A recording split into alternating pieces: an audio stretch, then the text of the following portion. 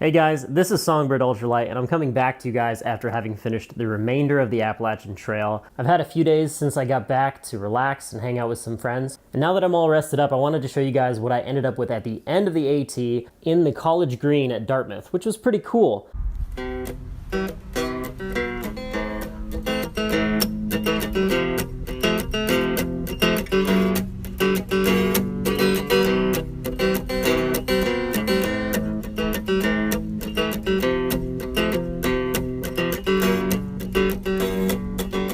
If you haven't visited the channel yet, I started this season, 2018 hiking, going through all the gear that I was going to bring with me on a 600-mile section of the AT this summer. My goal was to be under 5 pounds. I started under 5 pounds and ended up adding a couple things that put me right over at like 5.3. This turned out to be like a 600 and something mile section, and it was a little longer than the 500 that I advertised in the beginning. It turns out I'd rounded up my previous sections a little bit to have simpler, cleaner numbers, and it ended up that I had a little bit more left than I thought. Thank you for everyone who's commented on the videos while I was on trail. I didn't have the tools available to me to make the videos exactly what I'd wanted. It was hard to edit everything on the little phone screen. I loved having my little iPhone SE with me. It was great to carry and pull out and take pictures and videos. It's easy to hold up in front of my face without too much shake, without my arms getting too tired. I want to say thank you to everyone who has watched those camp videos, hiking videos. I know a lot of it is just me talking to the camera and venting. A big part of what this vlog was to me as I was finishing up the last 600 miles or so of the AT was just to be able to capture and go back and relive some of the memories, to go back and be able to look at my mentality, look at how I used my gear, look at if I made any complaints about anything while I was recording. And at the end of the day, the best thing about it was having a project to work on for the entire time while I was finishing the trail. Mixed in there with a whole heck of a lot of talking to the camera like this, you guys have seen not only shaky videos, but also the fact that I have indeed had this gear with me and I've used it on the trail. Due to the nature of being on trail, having to record things on trail, lighting, hiking during the day, being dark at night, other people being around, me getting distracted from video projects that I wanted to do because I'm interacting with people and hiking. There's a whole heck of a lot of stuff that I didn't say to the camera. Now that I'm back in Chattanooga, I want to go over with you guys how all the gear held up, what, if any, equipment changes have been made due to things breaking or things being lost. I'm not going to go over all the gear in this one video. I'm going to make multiple videos. Before we start talking about the equipment, I just want to give a shout out to my fiance Hadley for being so supportive and being so nice about me being gone for months. You guys have probably seen in previous videos, I like to put some of the swag out here in front of me when I review stuff at the table. She got me this really cool map of all of the national parks in the US, this car bumper sticker, and the last piece of swag that I have here on the table is this really neat little pin. This cool little guy has a normal like lapel backing and can probably be put on a tie or can be put on a pack. I would hate to put it on a pack and lose it, so I'm probably going to end up putting it on a hat or something. This pin is really nice. It looks like it's enamel. I think she got it on Etsy. If you guys want to know more about this, I can find out from her and post it in the comments or in the description. So I'm going to move this stuff out of the way and then we'll get to the gear. Like I said before, and like you've probably seen in earlier videos, I've made a couple gear swaps. These shoes are the Salomon XA Pro 3D Trail Runners. I will say though that switching to these shoes from the Cascadia 12s kind of hurt my feet. I wasn't ready for it. I do like how chunky they are in some respects, but I did miss the 12s, and I'll talk about that in more detail when we get to that video about shoes that I wear on trail for this section. The next change I made was the use of liner socks underneath some darn tough hiking socks. Both of these are new socks that I did not start with. As you might have seen in an earlier video, got chewed on by a mouse because I left them next to me at night instead of hanging them up above me in the shelter. And then not only that, but then when I got to the next hostel and washed them, they got caught in the agitator and got just absolutely shredded. You can wear liner socks, like these Injinji toe socks, underneath a thicker, stronger wool sock, like these darn tough Vermonts. The next thing that I changed up was I ended up getting some new underwear and a new shirt. As you can see by the logo here, they are both Arc'teryx, and yes, they were a little pricey. My North Face shirt lasted until the final 80 miles or so, and I was able to replace it, thankfully, in Manchester Center, Vermont before I finished. And I was glad that it was close enough at the end that anything I purchased If it was nice like this, it wouldn't be ruined in the last 100 miles, 80 miles or so of the hike. My ex officio underwear that I started out with got really pilled, and I ended up throwing in the garbage with my shoes and my old shirt when I replaced everything at the same time in Manchester Center. It was just time. Those underwear had over 1,000 miles on them, and they were really beat up. The Arc'teryx undies are pretty nice. I'm going to keep wearing them at home. It's one of the reasons I went for the Arc'teryx gears, because I'm going to keep using this stuff. It looks nice, it is nice, it works well. And then last but not least with the worn clothing is, of course, the Mountain Hardwear Elk Commando kilt. I wore this the entire time. The name's kind of crazy. I just call it a Mountain Hardwear hiking kilt. And even though it's all worn clothing, this pile right here, along with my buff, the socks, and the shoes will all get their own videos, and you'll see those coming shortly. Now, the gear that I just explained was the last stuff that was actually swapped out, and then starting with the trekking poles, it's going to be all stuff that I've had for the entire trip. Some of these items were brand new for this season. Other items were new versions of things that I'd had in the past, or were things that I've had since the first season I've been out there. To some extent, trekking poles are trekking poles, you could agree, probably. But I have really enjoyed these Black Diamond Alpine carbon cork. They're, I think, an older version, but they do have the metal flick locks, and I have replaced the tips a couple of times. These are actually the Lecky Universal tips, which are really nice. I like them a lot. They've held up pretty well, and they are very sharp. These Black Diamond poles will definitely get their own review, as I have used them for 3 seasons now, and they are absolutely monstrous. They have not broken. I'm having some issues with them that I'll talk about in the video, but I think it might be something that could be easily solved by some maintenance. My cook kit, which this is new from last season, it's a very good plastic spoon I can talk about if you need me to. After 3 seasons of use, my food bag is Ultrasil 8-liter Sea to Summit with the viewport in the front. You guys know what this looks like probably. It has 1 or 2 little duct tape patches on it, but honestly, this is the most durable piece of gear, other than my trekking poles probably, that I have had in 3 seasons. It has taken an absolute beating. This is the only piece of equipment that I still have from 2016 when I started in May, as a brand new, not knowing what the hell's going on thru hiker. I'm not sure that this needs its own video. It's a dry bag that has a plastic viewport, and it's used to hang your food. But I can say that that Ultrasil bag is really good. I can put a link to that in the description if you guys like. I do recommend it, and it's all you need really for 3-4 days at a time for worth of food. But like I said, that's a pretty simple topic. If you guys want more info on food bags, what I think has made it a good food bag, I can talk about that in another video, but you're going to have to request that because there's just not enough there. It's a plastic spoon and a Ultrasil like Sea to Summit bag. Pretty cool. Moving on here to the OR Helium 2 jacket. You can see the labels are peeling. I think most of the other reflective stuff has come off. It's been a great jacket. I will definitely do a video just on this, and I'm definitely going to talk about it as part of my rain system, especially as compared to the Poncho Tarp that is my primary rain gear. I want to talk about how my secondary rain gear and my primary rain gear work together, and how this isn't just rain gear, but also used for some other things in my kit.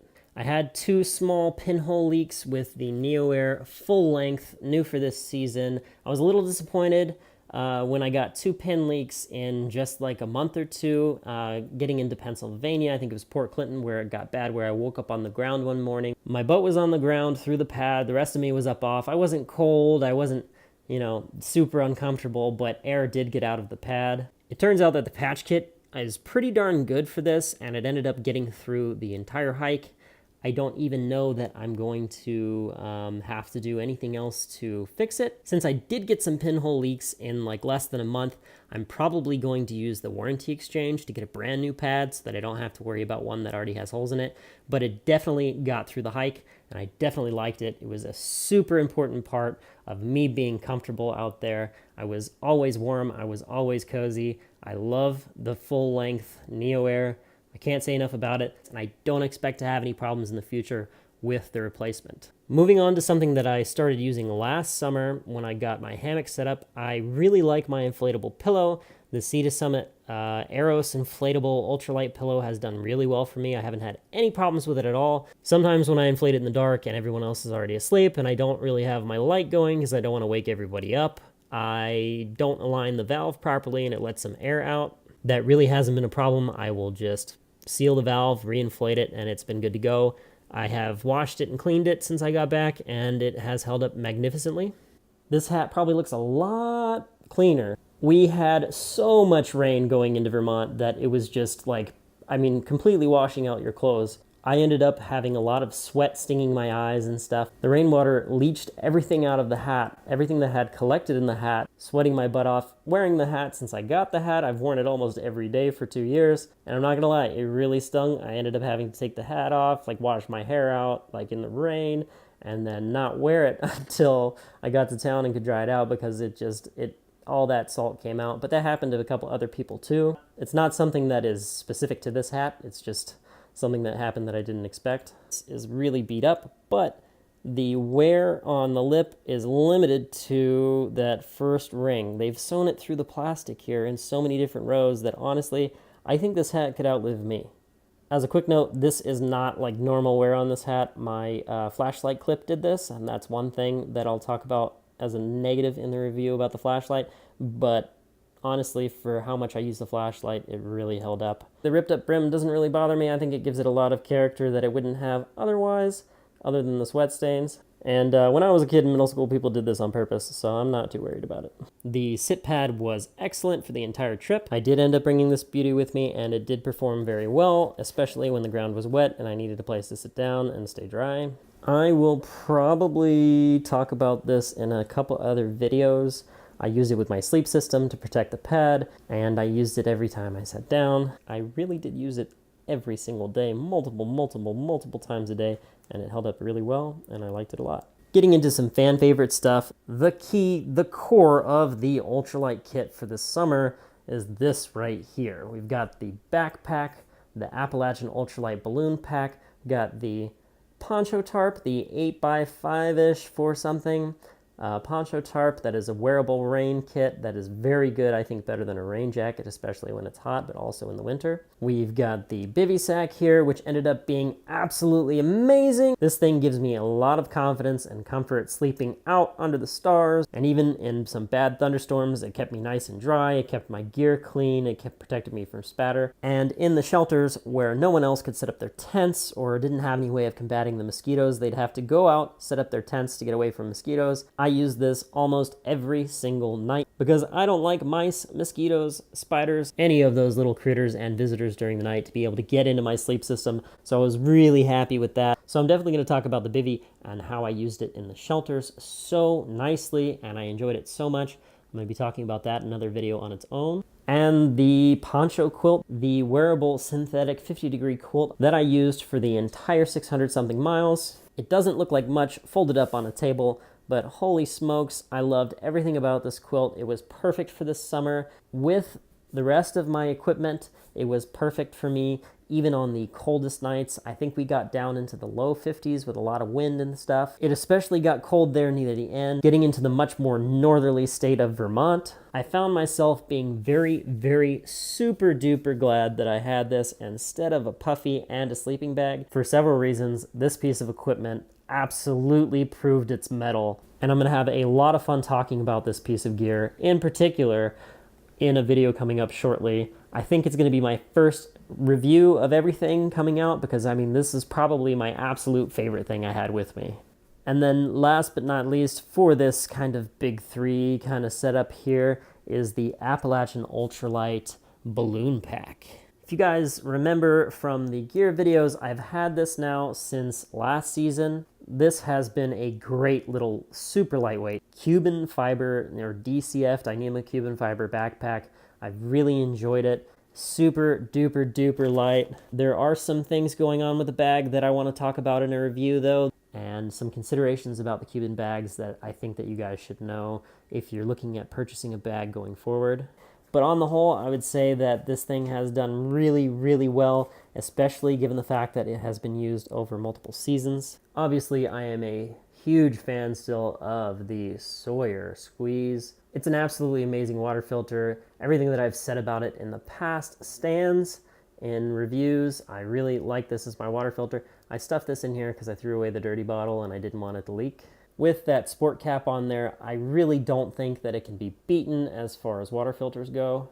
I do at some point on a shorter hike, maybe a couple overnights in a row or something like that, want to try out one of the new filters on the market, the Katadyn V-Free. But honestly, with very few exceptions, I think that this is just absolutely the best filter I've seen being used on trail. I don't think that I'm going to do a whole nother review on this filter.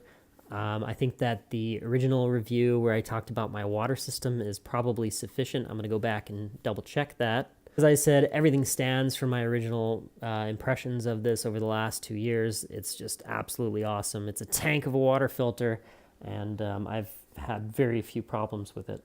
The electronics get a little bit more PC, like there's a lot of little things that need to be talked about, so they'll probably be in their own little videos, because, you know, each of these has enough going on where I think that they should be discussed separately. But just generally speaking, starting with the anchor, I used a 2.4 amp Aki USB wall charger that you saw before I left in the gear videos, and it did really well. I ended up losing it, and I replaced it with a Walmart cheapo one that was 2.4 amp, and it was perfect. It worked just fine. It charged really quickly. The battery lasts an obscene amount of time. I've charged it up again. I'm going to keep using it while I'm home. I'd like for it to stay in my EDC backpacks and fanny packs and all kinds of things. I don't like to carry stuff like this in my pocket. It's a little too bulky for that. But it is definitely an amazing little charger, and it got me a lot of use out of my phone and my other electronic equipment, and I just really liked it. And then here again is the S1 baton from Ultralight. This is the rechargeable version, and its little tail cap charger. This thing is unbelievable. I think I charged it twice in 2.5 months. It's just, that's an amazing light. I'm definitely going to do a review on that. I don't recall if I've done too in-depth on it before, but it definitely deserves it. I love that light. And then last but not least, I get a lot of questions from people on trail about this, especially older people that are like, what's that thingy? And I think it's a really important piece of kit. I don't think you necessarily need this. I think just a plain old PLB would be good, but I think it'll be definitely worth it to talk about Spot and other beacons that I've seen or heard about and what they're for and how I use this one. I really like the ease of the Spot with the programmable stuff. I do wish that I could send text messages sometimes, but it's definitely not worth the hassle, I think. Seeing other people do it, they have to type out very slowly. Thankfully, I've never had to hit this danger button right here. As I promised my fiance, I've always made a very, very strong effort to maintain a certain level of safety, competency, and comfort on trail to where I've never been in danger or anything like that. All right, guys, that's pretty much everything that I'm going to make videos on. There are some smaller miscellaneous items that might be buried in one of my other backpacks, but for the most part, I think this is everything that everyone's going to care about. So look forward to those videos. One announcement for the channel, I have ordered a lavalier mic. I'm going to see if I can use that to improve the sound quality and start using some other cameras and then be able to put the audio in over everything so that it sounds nice and clear and consistent.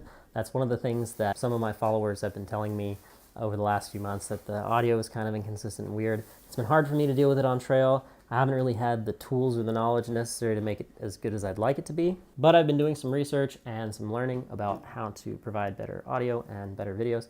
I'm hoping that the audio quality is a little bit better on this video, at least a little more consistent. I look forward to bringing you guys with the new equipment, all these videos coming up shortly. But because there are so many videos, I want to get out to you guys what you want to see first, the stuff that's more important to you. So please go ahead and leave in the comments, what do you want to see first?